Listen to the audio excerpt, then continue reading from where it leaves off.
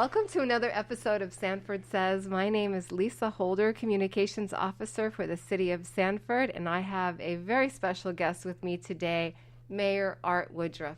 Welcome, Mayor. Hi, Lisa. Thanks for having me. So we're at the end of the year, December, Christmas is close, New Year's, and we thought it would be great to have Mayor Woodruff on the podcast episode just as the last episode of 2020, and just to get a quick recap of the City of Sanford and the pulse of our community and where we are as a city and how we can look forward to being positive into 2021, Mayor, correct? Correct. As much as we can. So I know that a lot of our capital projects have been moving forward. Speaking of Riverwalk, that's been happening, right, throughout the year? Yeah, you can't talk about 2020 without talking first about how unexpected everything is. Right. I'm wearing a mask. There were so many things that were not what we were thinking was going to happen. And I'm a school teacher, and we shut down in the spring, and I was teaching from home, as were many others, and parents were teaching from home, and businesses got shut down, and none of us really knew what was going on, and so right. It's been an interesting year, and it kept going that way because I don't think anyone expected me to be sitting here in this chair as mayor. That's true. That was a surprise to all of us when that happened in June. Mayor Triplett stepped down to run for a different office, and I became mayor. And as it's sort of a little bit reluctant to jump into that, but thrilled really to have the opportunity to be the mayor of the city. And we work with a great commission, a great city staff, and a great city. So. But a lot of things going on, and even through this pandemic, we've done a lot of things this year.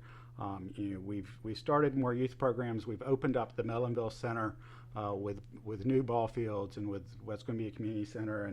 And last night, the commission actually voted to rename that center after Mayor Jeff Triplett because he was so instrumental in getting that property and moving that forward. Yes.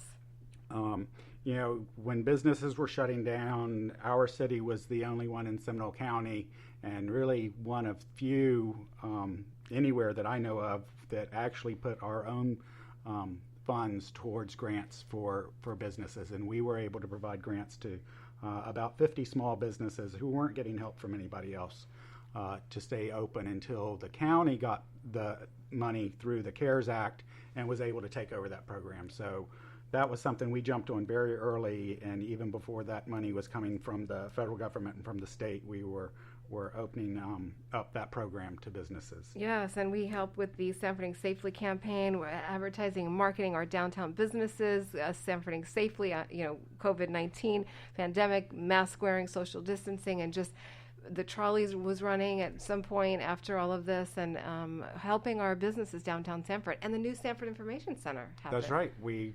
redeveloped our the historic Sanford Welcome Center into a Sanford Information Center with more of a business tone to it, with the Chamber and Sanford Main Street and the Sanford CRA will have offices in there to help direct people to the business support they need. Right. But also it will still continue to serve as an information center for tourists and residents, and that's has been reopened, and we've still got a little bit of work to do there, but it's we're seeing a lot of visitors there and still seeing a lot of traffic there. One of the things I have as mayor been proud of, I guess, but have been impressed by the way the city has handled the whole pandemic, and people are really for the most part working to try to protect themselves and each other. Yes. We did the open container small business Saturday, and I came down and was a little I was a little worried about that project or that event, and we've talked about open container downtown for a year or two at least, and that's something that I was a little bit leery of how that was going to go. I was so pleased when I went down there. There was a good crowd, but the crowd was socially distancing themselves as best they could. Most people were wearing masks. They were going into the stores being respectful. Even some of the shops were managing the number of people they would allow in at one time, and who would ever think that's going to happen in downtown Sanford, that our businesses were having to limit the number of people coming in. I recall. But it was great seeing the number of people down there. Yeah. And so we're continuing to move forward. We've started opening events some. We're still have some events that are virtual. I just came from a taping for the Martin Luther King banquet, which will be virtual in January. But they're continuing that program because that is so important to continue commemorating Martin Luther King. Certainly. And what he has meant to this nation, and what we need to continue to do to meet his dream. Yeah, so there's been a lot that we've been, it sounds like quite a bit that we've accomplished this year, and in a pandemic. Can you only imagine what that would it be like for Sanford if there wasn't a pandemic? So things have gone a little slower. It's taken a little more time, a little more thought, but we have continued to move things forward. We still have a lot of people that are out of work, that are suffering. We've been so blessed by the number of churches and organizations that have come forward and done things for our community. Yes. Providing food boxes. On the 21st, there's going to be another big one. At the barn. At the barn, Harvest Time International, in conjunction with a couple other organizations. It's going to be handing things out. Yes, and that information's on our Facebook page. So if you're interested, they're be distributing food. So we know people are still suffering. We know that there's still a lot to be done, but we still, in a lot of ways, are blessed.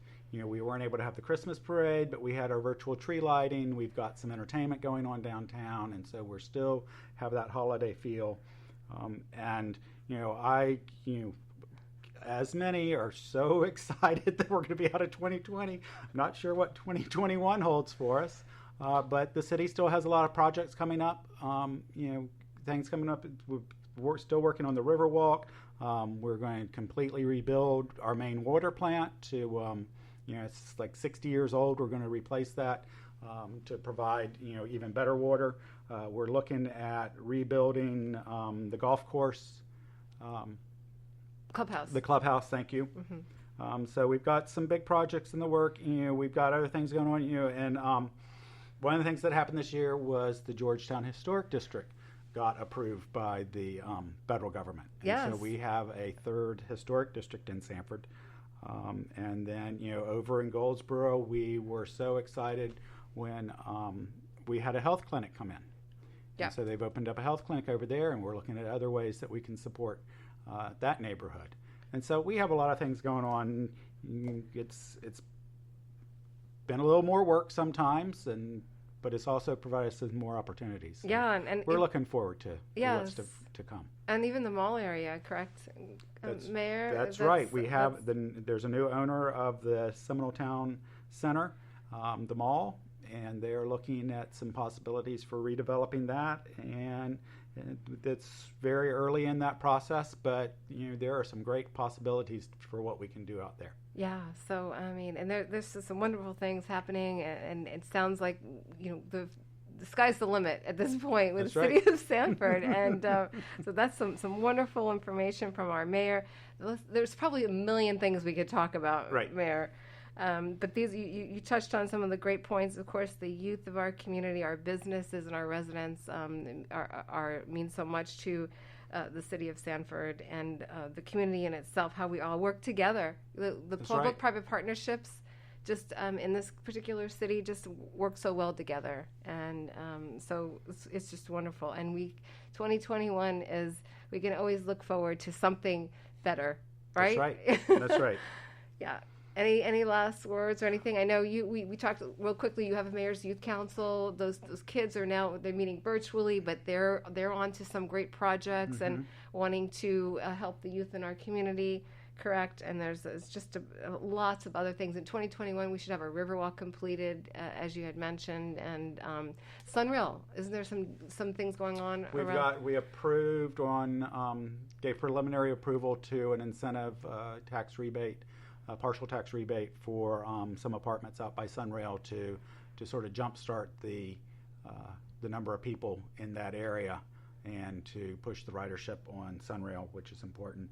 And sort of, I guess, in closing, one of our development director last night, and talking, actually, I think she was talking about the mall, you said something that I think really all of us need to take to heart, and I think we do, that this is Sanford and we deserve the best. Right. And as we look forward to 2021, that's what we will continue to be doing, is looking for the best for Sanford. Exactly. The best for Sanford. And we'll end on that note. How's that? That's good. All right. Well, this is Lisa Holder, Communications Officer for the City of Sanford. Today's guest was Mayor Art Woodruff. It's a pleasure to have you on the show. This is the end of 2020, and we wish everyone a happy, healthy new year in 2021. And thank you for listening to our podcast. You can find this podcast wherever you subscribe to your favorite podcast and on the city website at sanfordfl.gov. Thanks again. Be safe out there, and until next time. Bye.